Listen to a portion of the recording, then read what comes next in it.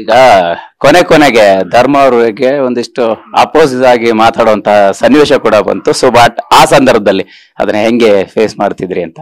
Sir sometimes ನಮ್ಮವರೇ ಆದ್ರೂ ಬೇರೆಯವರೇ ಆದ್ರೂ ಎಲ್ಲರೂ ಕಾಂಪಿಟೇಟರ್ಸ್ ಇರೋದ್ರಿಂದ ಅವ್ರ ಸ್ಟ್ಯಾಂಡ್ಸ್ ನ ಅವ್ರು ತಗೊಂಡ್ರು. ಈಗ ನಾಮಿನೇಟ್ ಮಾಡುವಂತ ಪರಿಸ್ಥಿತಿಯಲ್ಲಿ ಅವ್ರ ನಾಮಿನೇಷನ್ಸ್ ಇಂದ ಸೇವ್ ಆಗ್ಬೇಕು, ಅವ್ರ ಮನೇಲಿ ಉಳ್ಕೋಬೇಕು ಅಂದಾಗ ಡೈರೆಕ್ಟ್ ನಾಮಿನೇಷನ್ ಮಾಡ್ಬೇಕಾರೆ ಯಾರ ಮನೆಯಿಂದ ಹೊರಗೆ ಕಳಿಸ್ಬೇಕು ಅಂತಂದಾಗ ಸುರೇಶ್ ಅಂಡ್ ಅನುಷಾ ಅಂತ ಚೂಸ್ ಎಲ್ರು ಮಾಡಿದಾಗ ಅವ್ರೊಬ್ರೆ ಇನ್ನೇನ್ ಮಾಡಕ್ ಸಾಧ್ಯ? ಅವ್ರಿರ್ಬೋದು, ಚೈತ್ರ ಅವ್ರಿರ್ಬೋದು, ಭವ್ಯ ಇರ್ಬೋದು, ನನಗೆ ಕ್ಲೋಸ್ ಇದ್ರು ಅವ್ರ ಡಿಸಿಷನ್ಸ್ ತಗೊಂತಾರೆ ಅನುಷಾ ಸುರೇಶ್ ಆಚೆ ಹೋಗ್ಲಿ ಅಂತ. ಅದು ನಂಗೆ ಸ್ವಲ್ಪ ಬೇಜಾರಾಗುತ್ತೆ. ಯಾಕಂದ್ರೆ ನಿಮ್ಮ ಈಗ ಆ ಒಂದು ಟಾಸ್ಕ್ ಅಲ್ಲಿ ಬಿಗ್ ಬಾಸ್ ಹೇಳ್ತಾರೆ ಕ್ಯಾಪ್ಟನ್ಗೆ ಅಧಿಕಾರ ಕಟ್ ಮಾಡ್ತಾರೆ. ನೀವೇನೋ ನಿಮ್ಗೆ ಅಧಿಕಾರ ಇರಲ್ಲ, ನೀವೇ ಒಮ್ಮತವಾಗಿ ಒಂದ್ ಜೋಡಿ ನಾಮಿನೇಟ್ ಮಾಡಿ ಈ ಸಲ ಮನೆಯಿಂದ ಹೊರಗೆ ಕಳಿಸ್ಬೇಕು ಅಂತ. ಹಂಗಿದ್ದಾಗ ಒಬ್ಬೊಬ್ರು ಡಿಸಿಷನ್ ಅಟ್ಲೀಸ್ಟ್ ಬೇರೆ ಬೇರೆ ತರ ಇದ್ದಿದ್ರೆ ಅದು ಮೇ ಬಿ ಬೇರೆ ತರ ಟರ್ನ್ ಆಗ್ತಿತ್ತು, ನಾನು ನಾಮಿನೇಟ್ ಆಗ್ತಿರ್ಲಿಲ್ವೇನೋ. ಇವ್ರ ಸ್ಟ್ಯಾಂಡ್ಸ್ನೇ ಇವ್ರು ಏನಾದ್ರು ನನ್ ಜೋಡಿ ಏನ್ ಹೇಳ್ತಾರೆ ಅದನ್ನ ನಾನು ಕೇಳ್ಬೇಕು. ಸೊ ನಾವು ನಮ್ಮಿಬ್ರು ಜೋಡಿ ಒಮ್ಮತವಾಗಿ ನಾವು ವೋಟ್ ಹಾಕಿ ನಾವು ನಾಮಿನೇಟ್ ಮಾಡ್ಬೇಕು ಅನ್ನೋದು ಇದ್ದಾಗ ಅವ್ರ ಮಾತನ್ನ ಕೇಳ್ತಾರೆ. ಅಟ್ಲೀಸ್ಟ್ ಇವ್ರು 3 ಜನ ಇಲ್ಲ, ಯಾರು ಈ ವಾರ ಕಳಪೆ ಪರ್ಫಾರ್ಮೆನ್ಸ್ ಕೊಟ್ಟಿದ್ದಾರೆ ಅವರು ನಾಮಿನೇಟ್ ಮಾಡೋಣ ಅಂತ ಡಿಸೈಡ್ ಆಗಿ ಅವ್ರವರ ಓನ್ ಡಿಸಿಷನ್ಸ್ ತಗೊಂಡಿದ್ದಾರೆ, ಬಹುಶಃ ನಾನು ನಾಮಿನೇಟ್ ಆಗ್ತಿರ್ಲಿಲ್ವೇನೋ.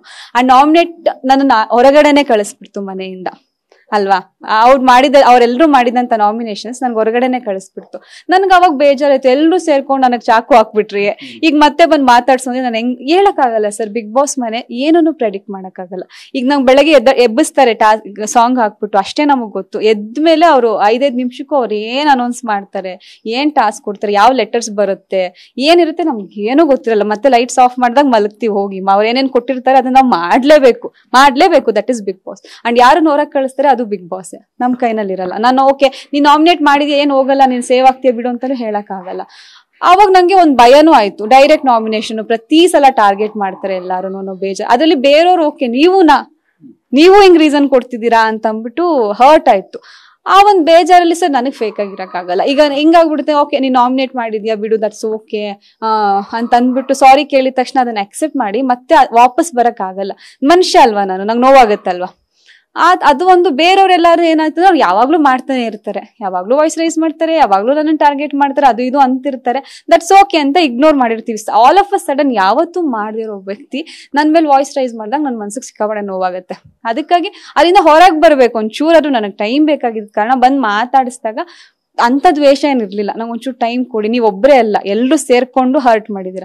ಈ ಕ್ಯಾಪ್ಟನ್ ವಿಕ್ರಮ್ ಒಬ್ರು ಬಿಟ್ಟು ಇಡೀ ಮನೆ ರೀಸನ್ಸ್ ಕೊಟ್ಟಿದೆ. ಹೆಂಗ್ ಡೈಜೆಸ್ಟ್ ಮಾಡ್ಕೋತೀರಾ? ಅಂಡ್ ಅದೇ ಫಸ್ಟ್ ಈ 50 ದಿನ ಜರ್ನಿನಲ್ಲಿ that is the first time entire house ನೀನ್ ಹಂಗೆ, ನೀನ್ ಹಿಂಗೆ, ನೀನ್ ಅಂತೋಳು ಇಂತೋಳು, ನೀನ್ ಇಲ್ಲಿ ಮನೆಗೆ ಇರೋಕ್ ಯೋಗ್ಯತೆ ಇಲ್ಲ, ಅರ್ಹತೆ ಇಲ್ಲ ಅಂತೆಲ್ಲ ಅಂದಾಗ ತಡ್ಕೊಳಕ್ ಆಗ್ಲಿಲ್ಲ ನನ್ಗೆ. ಅದು ಬರ್ಸ್ಟ್ ಔಟ್ ಆಗಿ ನಾನು ಒಂದಿನ ಟೈಮ್ ತಗೊಂಡೆ. ಬಿಟ್ಟು ಬಿಡಿ, ನನ್ನನ್ನು ಯಾರು ಡಿಸ್ಟರ್ಬ್ ಮಾಡಬೇಡಿ ಅಂತ ಹೇಳಿ ಒಂದಿನ ಟೈಮ್ ತಗೊಂಡು ನನ್ನನ್ನು ನಾನು ಪ್ರೂವ್ ಮಾಡ್ಕೋಬೇಕು. ಓಕೆ ಎಲ್ಲರೂ ಸೇರಿ ನಾಮಿನೇಟ್ ಮಾಡಿದ್ದಾಗ ನಾನು ಈ ವಾರ ಬೆಸ್ಟ್ ಪರ್ಫಾರ್ಮೆನ್ಸ್ ಕೊಟ್ರೆ ಮಾತ್ರ ಮನೇಲಿ ಉಳ್ಕೊಳಕ್ ಸಾಧ್ಯ ಅಂತ ಅನ್ಕೊಂಡು ನನ್ನ ಎಫರ್ಟ್ಸ್ ನಾನು ಹಾಕಿದೀನಿ ಸರ್. ಈಗ ಸುರೇಶ್ ಅವ್ರಿಗೆ ಉತ್ತಮ ಮತ್ತೆ ಕಿಚ್ಚನ ಚಪ್ಪಾಳೆ ಅಂತ ಬರುತ್ತೆ.